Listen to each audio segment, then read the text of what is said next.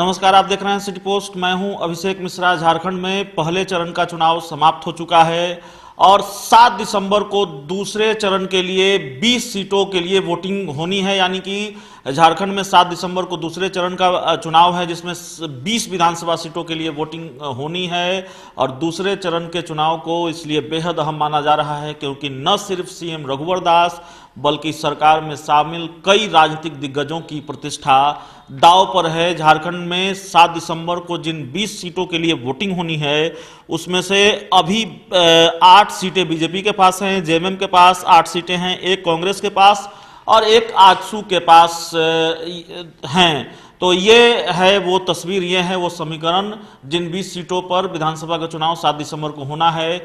और हम क्यों कह रहे हैं कि ये मुकाबला बेहद अहम है, क्योंकि सरकार में शामिल कई राजनीतिक दिग्गजों की प्रतिष्ठा दांव पर है। पहले तो सीएम रघुवर दास जमशेदपुर पूर्वी से चुनाव लड़ रहे हैं, पूर्वी सीट से, और वहां उनकी प्रतिष्ठा दांव पर लगी है क्योंकि निर्दलीय उम्मीदवार के तौर पर सरयू राय चुनाव लड़ रहे हैं। कांग्रेस उम्मीदवार के तौर पर प्रोफेसर गौरव वल्लभ शास्त्री चुनाव लड़ रहे हैं।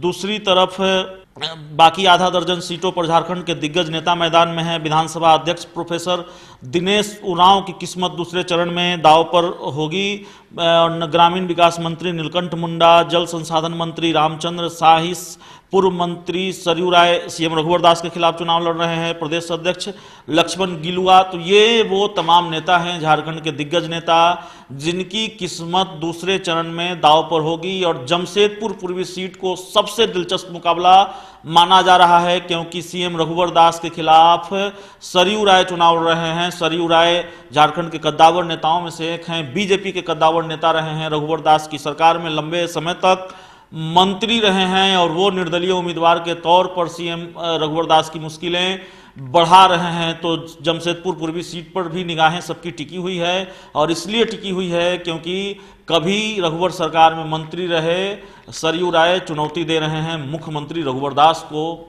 इस खबर में इतना ही। अगर आपको हमारी खबर अच्छी लगे तो इसे अपने दोस्तों के साथ शेयर करें, हमारे यूट्यूब चैनल को सब्सक्राइब करें, बेल आइकन जरूर दबा दें ताकि हमारी खबरें सबसे पहले आप तक पहुंचे। प्यार, समर्थन और सहयोग के लिए बहुत बहुत धन्यवाद।